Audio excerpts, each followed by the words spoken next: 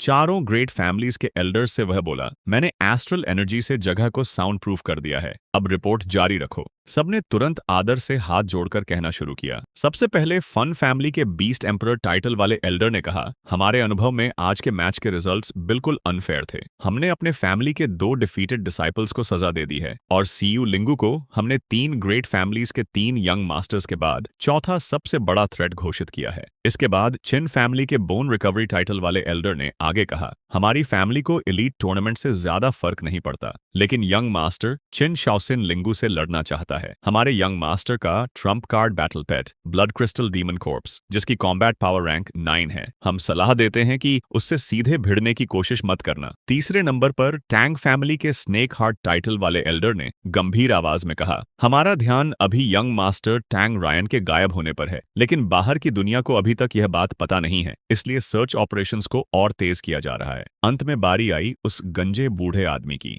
लू फैमिली, जिन्हें poison king title मिला है, जोर से हंस पड़ा। क्योंकि मैंने किसी को रिक्रूट नहीं किया, इसलिए हमारे पेट्रियार्क ने न्यूट्रल स्टैंस बनाए रखने का फैसला किया है। सुपिंग ने बिना किसी एक्सप्रेशन के पूछा, तुम्हारी यू फैमिली इतनी पोरली मोबिलाइज्ड क्यों है? यह सुनकर वह एल्डर तुरंत एक घुटने पर बैठ गया, हाथ जोड़कर गंभीरता से बोला, मास्टर, मैंने यूएन डैरन की हार से जुड़ी सारी बातें रिपोर्ट कर दी हैं। हमारी फैमिली हमेशा बेहद सावधानी से काम करती है। अगर हम आपके दुश्मन बन गए तो जीना बहुत मुश्किल हो जाएगा और ये एसओयू के कल्टीवेशन के लिए भी बिल्कुल लाभदायक नहीं होगा, इसलिए हम न्यूट्रल रहने को तैयार हैं। सुपिंग ने सिर हिलाया। वेल, दैट मेक्स सेंस, उठो। इसके बाद उसने पूछा, शिंगकोंग के बारे में कोई खबर है, कुछ मिला? एल्डर ने आदर से जवाब दिया, हमें पता चला है कि शिंगकोंग ने यानबिंगू नाम की एक महिला को भेजा है और उसके साथ कई टाइटल लेवल पावर हाउसेस भी आए हैं, लेकिन स्पेसिफिक्स अभी तक अननोन हैं। सुपिंग बोला, वेल, अगर कुछ भी नया पता चले तुरंत मुझे रिपोर्ट करना। फिर उसने शांत स्वर में आखिरी आदेश दिया, 3 डेज बाद होने वाले मैच में एक कॉन्टेस्टेंट है, एक्सुक्वांग, मेरे लिए उसका ख्याल रखना।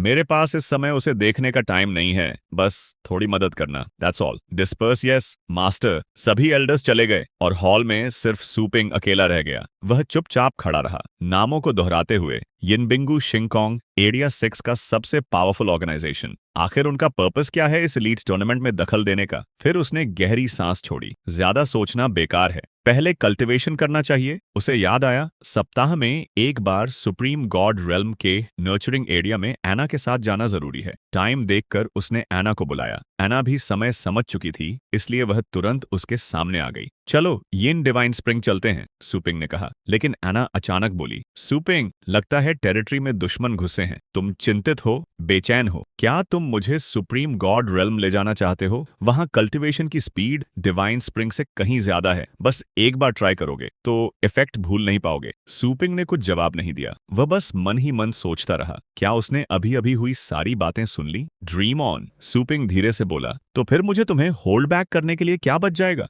उसने नजर फेर ली। डेमागॉड रूइन लैंड में अभी भी बहुत सारी गुड चीजें पड़ी हैं, जिन्हें हमने यूज भी नहीं किया है। कहीं और जाने की अभी जरूरत नहीं। यह सोचकर उसके चेहरे पर वही पुराना एक्टिंग वाला एक्सप्रेशन लौट आया। तुमने जो कहा वो गलत नहीं है, लेकिन सुप्रीम गॉड रेल्म जाने की कंडीशन ये है कि तुम एक्सीलेंट एम्प्लॉई बनो। ब्लैक एंड व्हाइट में साफ लिखा है। मैं कॉन्ट्रैक्ट ब्रेक नहीं कर सकता, राइट? उसने हाथ उठाकर बात वहीं रोक दी। इस टॉपिक को यहीं खत्म करो। कॉम्बैट पावर बढ़ाने का कोई आइडिया है तुम्हारे पास? एना, जिसे अभी अभी रिजेक्ट किया गया था, उसके चेहरे पर डिसअपॉइंटमेंट साफ दिख रही थी। दिल में सोचा, फिर से इस आदमी ने मुझे धोखा दे दिया। लेकिन अभी समय काफी था, इसलिए गुस्सा दबाकर उसने पहले उसके सवाल का जवाब देने का फैसला किया। अगर तुम शॉर्ट टाइम में स्ट्रैटेजी इंप्रूव करना चाहते हो, एना शांत आवाज में बोली, तो एक तरीका है, ट्राई सेइंग इट। कौन सा तरीका? सुपिंग ने पूछा। एना ने बिना भाव बदले कहा, हेवनली ट्रिब्यूलेशन। जब किसी कल्टिवेटर का लेवल लगातार बढ़ता है तो बैलेंस को बनाए रखने वाला डाउ ऑफ हेवन अपनी शक्ति पर के प्रकट करता है,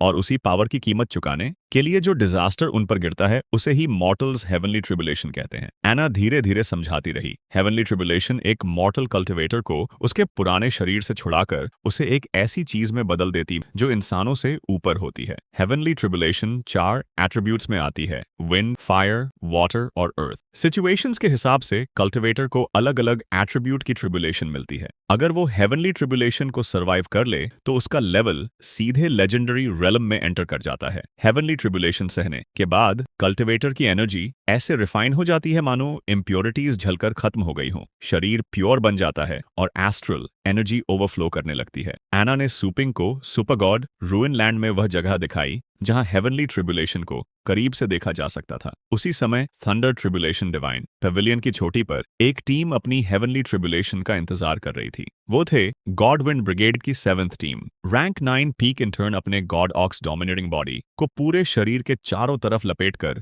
नीचे उतरती हुई हेवनली ट्रिब्यूलेशन का सामना कर रहा था। कम ऑन, अगर मैं इस ट्रिब्यूलेशन को ट्रांसेंड कर गया तो मैं गॉड विंड टीम 7 का फुल मेंबर बन जाऊंगा। आसमान में उसी समय काले बादल इकट्ठे होने लगे जैसे कोई तूफान फट पड़ने वाला हो। धीरे धीरे उन बादलों ने एक भयानक टॉर्नेडो का रूप ले लिया। वह टॉर्नेडो बड़ा और बड़ा होता गया और फिर उसके भीतर से असंख्य लाइटनिंग बोल्ट्स नीचे उस आदमी पर बरसने लगे। उसी पल उसने अपनी टेक्निक, एक विशाल गोल्डन ऑक्स की आकृति जो उसके पूरे शरीर को ढक लेती थी, और वह खड़ा था डेमी गॉड रूइन लैंड की छोटी पर, यानी उस जगह पर जहां लोग हेवनली ट्रिब्यूलेशन का सामना करते हैं। Thunder tribulation divine pavilion. अभी अभी पहुंचा हुआ सूपिंग यह नजारा देखकर कांप उठा। ये हेवनली ट्रिब्यूलेशन है। इतनी दूर से भी ये कैसी टेरिफाइंग ऑपरेशन महसूस हो रही है। आना शांत खड़ी थी। उसने हल्की सी टंग क्लिक की और अफसोस भरे स्वर में बोली, सूपिंग, हम एक स्टेप लेट आ गए। डिवाइन पेविलियन के ऊपर वाला व्यक्ति पहले से ही ट्रिब्यूलेशन शुरू कर चुका है, वरना तुम्हें इसका एक टुकड़ा मिल सकता था। दिल में डर होने के बावजूद सूपिंग की आंखों में साफ साफ इंटरेस्ट झलक रहा था। वह बोला, बेटर यही होगा कि पहले आकर देख लिया जाए। स्टोर में अभी सिर्फ मेरी मदर अकेली संभाल रही हैं। मैं यहाँ आकर तुरंत ट्रांसेंड द ट्रिब्यूलेशन नहीं कर सकता था। थोड़ा टाइम इसलिए लग गया क्योंकि मुझे किसी ऐसे इंसान को ढूंढना पड़ा जो स्टोर की वेबसाइट के थ्रू ऑनलाइन ऑर्डर प्लेस कर सके। अगर मैंने ज्यादातर कस्टमर्स को ऑनलाइन ऑर्डर पर ट्रांसफर नहीं किया होता तो आज मेरी मदर पूरी तरह एग्जॉस्टेड हो जाती। लेकिन मेरी मदर का ब्लेड अभी भी बहुत स्ट्रांग है। तुम लोग आराम से काम करो। एना ने सूपिंग की तरफ देखा और पूछा, क्या हम भी 2 चींटियों के साथ नहीं हैं? वो आ नहीं रहे? जिस एंट्स की वह बात कर रही थी वो शायद सूलिंगू और टैंग्रान थे। सूपिंग ने धीरे से कहा, वे दोनों अब भी लेजी बॉडी लीप की प्रैक्टिस कर रहे हैं। हेवनली ट्रिब्यूलेशन कैसा होता है उन्हें अब तक पता भी नहीं। उनके लिए अभी थोड़ा टू अर्ली है। मैंने उन्हें तुम्हारे पैलेस में कल्टिवेट करने भेज दिया है। Don't worry. एना और सूपिंग के साथ साथ और भी कई लोग आए थे गॉड वाइन का ये ग्रैंड ट्रिब्यूलेशन देखने। लोग दूर से देख रहे थे और एनालाइज कर रहे थे। थंडर क्लाउड्स की रेंज अभी और 10 माइल्स तक फैल जाएगी। टीम 7 के लोग भी कमाल के हैं। उनकी टैलेंट वाकई बहुत हाई होती है, किसी ने कहा। उसके बगल वाला तुरंत बोला, लास्ट ईयर टीम 6 में भी कई ऐसे टैलेंटेड लोग थे जिन्होंने 10 माइल से ज्यादा तक थंडर क्लाउड्स ओपन किए थे। उन सब ने बाद में आउटस्टैंडिंग अचीवमेंट्स के साथ एक्सीलेंट वॉरियर्स का दर्जा पाया। लगता है इस साल टीम 7 भी चमकने वाली है। सूपिंग ये बातें सुनकर खुद से सोचने लगा, टैलेंट जिसके बारे में ये लोग बोल रहे हैं शायद वही क्वालिटी है जिसके बारे में सिस्टम बात करता है। क्या टैलेंट की ऊंचाई का सीधा रिश्ता थंडर क्लाउड्स की रेंज से होता है? मेरे हाथ में जो पेट्स हैं उनकी क्वालिटी तो अभी सिर्फ मीडियम है। पता नहीं वे कितने माइल्स तक थंडर क्लाउड्स को लीड कर पाएंगे। उसी समय आसमान में थंडर क्लाउड्स और भी तेजी से घूमने लगे, पहले से कहीं ज्यादा बड़े लाइटनिंग बोल्ट्स छोड़ते हुए। उन चमकदार बिजली की गर्जन में एक ऐसा दबाव था जो हर पल और भारी होता जा रहा था, और उसी क्षण वे लाइटनिंग बोल्ट्स लगातार नीचे गिरने लगे।